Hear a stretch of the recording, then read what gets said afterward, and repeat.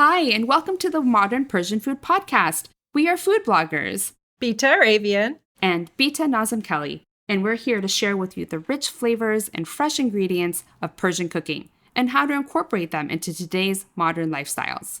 We're excited to introduce you to the flavors, tastes, and techniques we use, and also our own cultural stories and perspectives growing up in the U.S. in a Persian family. Thank you for joining us. Welcome to episode number 45. This is Bita, and I'm with the other Bita. Hi, Bita June. Hi, Bita. We are going to talk about a delicious Persian staple today, Bademjoon, eggplant. Eggplant is like super delicious in Persian food. It's luscious. It's so flavorful. And we're dedicating today's episode on it. Bita June, how's it going? Hi, I'm doing well. Thank you. How are you today? I'm doing well as well. Thank you. I'm excited to talk about Bademjoon because when people think about Persian food, a lot of people think about eggplant. Like when you talk about like going to a Persian restaurant or appetizers, eggplant comes up a lot because there's a couple different appetizers that are super delicious. And some of the stews, actually my favorite Khoresh is Khoresh Bademjoon. And before we get too far, I just wanted to call out that some people call eggplant Bademjoon. Some people call it Bademjan. It's the same thing. It's just like regional dialects and differences in how you pronounce the word. So we're talking about the same thing when we say Bademjoon versus Bademjan. Beautiful eggplant. So the Khoresh Bademjoon is basically succulent eggplant cooked in a rich tomato sauce with onions, and typically there'll be ghoreh, which are tart, unripe grapes that add a punch of sourness and tartness and really brightness to the dish. It's delicious.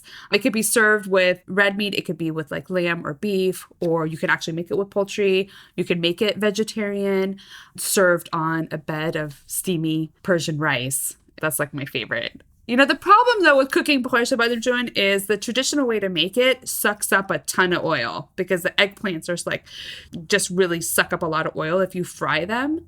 So the way that I like to make it, the way that I use in my recipe is actually baking it, actually more like broiling it close to the heat source in the oven, coating it with a little bit of oil, brushing oil on it, and then flipping it as it kind of starts to get a little char on it, and then using that in the stew itself as opposed to frying it. But it does add to the lusciousness of the eggplant when you use a lot of oil. You know, the texture is like sponge-like. So there's all these strategies of cooking it. Mm-hmm. You can slice it and you put salt on it to, bring the water out. And there's all these different ways of cooking it. You're right that it can soak up oil, but it's also what makes it delicious to me.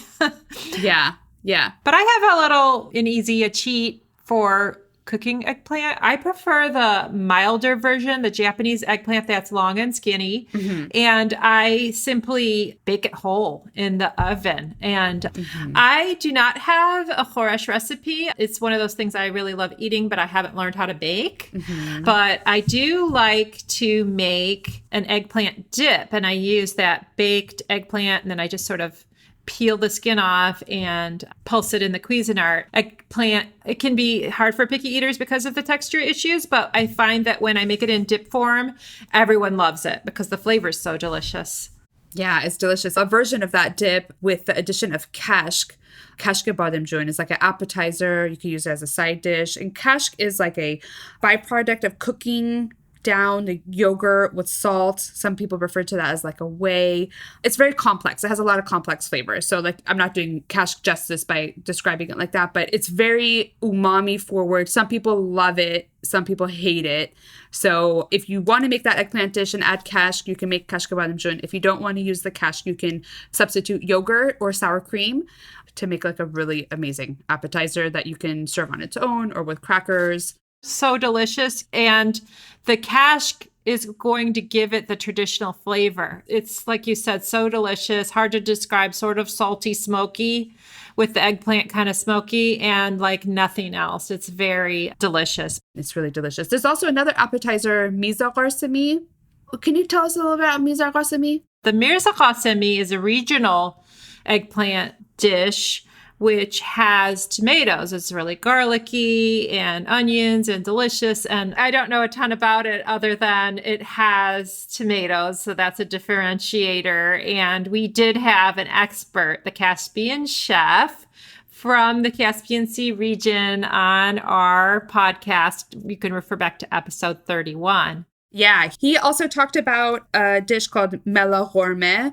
That's an eggplant dish that has herbs and poached eggs on it. And I know that Mirza Ghassemi you can also serve with a fried egg on top as well. So those are really delicious appetizers or meals that you can have with the eggplant that are focused from the northern Iran region. Is there, Bademjoon, a cuckoo with Bademjoon? Yeah, so, cuckoo is one of my favorite things. The traditional cuckoo, when we hear about cuckoo, is like cuckoo sabzi, which is made with a bunch of fresh herbs or spinach, and it's kind of like a souffle / frittata of sorts that you can really pan fry, or you can actually bake off in the oven. So you can actually make that with a bunch of different ingredients, but eggplant is one of those ingredients that you can do it. You actually need to cook the eggplant first before you actually make it into this dish. But yeah, cuckoo bademjoon is super delicious. It really has like the beautiful eggplant flavors, and then obviously a lot of oil in frying that makes it kind of special. I bet it's good. I don't think I've had that, to be honest, but I'm hearing some common threads of like having the eggplant with egg. Cuckoo usually has egg, right? Yep, it does. Just very rich and delicious. Yeah. Another dish that has eggplant is actually Ghemeh Bademjoon. It's very similar to the Khoresh Bademjoon, but what it has Ghemeh, which is a separate Khoresh Ghemeh too. So you could have these two as two separate, or you can kind of have them served alongside each other in the same platter. And Ghemeh is basically like little pieces of diced meat, usually typically red meat. I know you like to make your Ghemeh with chicken, but it also has split peas. And so you have that as a rich tomato-based Khoresh stew, and the eggplant is cooked separately. And you can have it fried or baked off, how we've kind of talked about. But that's another delicious dish served over rice with a side of like fresh herbs and hopefully a little bit of tahdig, crunchy tahdig on the side too. I really like that version. I have an affinity towards split peas in Persian stews. Yeah. Eggplant's super delicious. One thing that I've learned is that if you want the eggplant to cook completely, it's often better to cook it separate and then add it to your dish versus like letting it stew with like other vegetables and things like that. You're not going to get that really super soft consistency. And you mentioned you like to just put it in the oven whole and cook it like that. I love that as well. You can use like the kind of the bigger eggplant too. I like to use the bigger eggplant to just kind of put in the oven and like bake it off until it gets so soft that it kind of like starts to collapse essentially, and it gets super creamy and delicious that way and soft. But I just wanted to point out that, like, a lot of the recipes that we were just kind of mentioning, you can use the more Asian style eggplant, the longer, more slender ones. But if you do want to use a bigger one, you just actually have to kind of like cut it into quarters or sixths or something like that, and then treat each one individually. Great cooking tips. Yes, good point. You do have to cook it all the way through. And I would go as far as to saying that visually, it almost looks like it's overdone when it's cooked. When you want it to be that soft and creamy and not have a strange texture that's like basically means it hasn't been cooked all the way through. It needs to, like you said, collapse and become like very wrinkly looking for it to be finished cooking. That's what I have found in my experience. Yeah. Thank you so much, Bademjan, for talking about eggplant with me today. We are back with the Ask the Beats. So we have a question actually from Alexandra from Menlo Park, and she asks, how did the beets meet? We kind of talked about this last year. It's been a while since I think anyone kind of really heard of our story, but, we are two food bloggers, and our names are both Bita, spelled differently, which makes it very convenient in correspondences and things like that. But Bita, you want to tell everyone how we met? Yeah, I love this question. I actually am asked this all the time. A good friend of mine just asked me when we were on a hike in the mountains the other day. And we met through Instagram, and I think I had been following you, and I just was so intrigued and excited that, oh my gosh, first of all, there's another Bita. Where I grew up, I had not met Bitas. I just always felt like I was alone with this weird name. So, which I love now, by the way. Yeah. And just for everyone who's listening, Bita means unique. So, we're both unique yet different in the same. But yeah, it means unique. So yeah, I was just so perplexed. There's another Bita who lives nearby me, who's also a foodie, who's also doing Persian food. And so I think that I maybe messaged you. Do you remember the rest of the story? So I think we started following each other, and then you messaged me, and you had this really great idea to have a Persian food podcast. And so as we got to know each other more, we kind of realized that we really are both aligning with modern Persian food and how we can use modern techniques and how we can incorporate the Persian flavors into our current modern lifestyles. You know, we're in kind of different stages of our lives. We both have children, but your daughters are much older than my kids. Yours are graduating high school and college, and mine are, starting preschool and going into first grade. So it's a very different life stage. I live here in San Francisco and you live in the peninsula. And so I think we have two different points of view that we can share with our listeners. And we just really want to share Persian food with people and encourage people to incorporate those flavors in their lives and enjoy them as much as we do.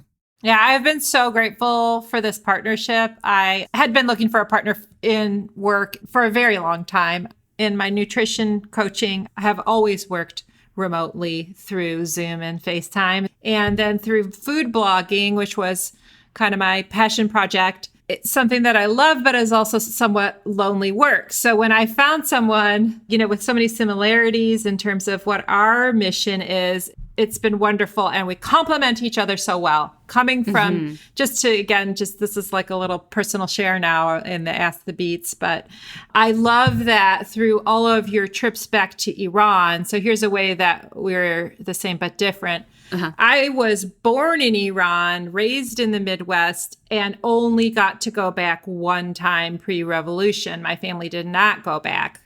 However, you were born in the States, but your family went back often to visit. So you've been back to Iran, what did you say, 8 or 9 times, even post-revolution. So yeah, your language is very good. Your food experiences are very good. And I find that we complement each other so well. Yeah, me too. I'm thankful for this partnership too. And it's been great. We started this baby during pandemic. So that was a big achievement. We record from 2 separate locations, but we work with an amazing audio editor who helps make these shows great and fun to listen to. And we appreciate everyone's support. And keep the Ask the Beats coming. We love getting your questions. We love getting feedback, and let us know what you think. And we're happy to incorporate any topics that you guys want to hear about. Or if you have any questions, let us know and we will answer them on the show. Thank you so much. It's been a pleasure. Great. Thank you, Beata June. Have a great day, everyone. Until next time. Bye. You've been listening to the Modern Persian Food Podcast with Beata and Bita. Thanks for spending time with us. If you've enjoyed what you heard today, consider telling a friend or giving us a good rating. You can subscribe to our show for free on your favorite podcasting app or find us online at modernpersianfood.com or on Instagram for the recipes and information we talked about today. We'd love to hear your thoughts, and see you next time.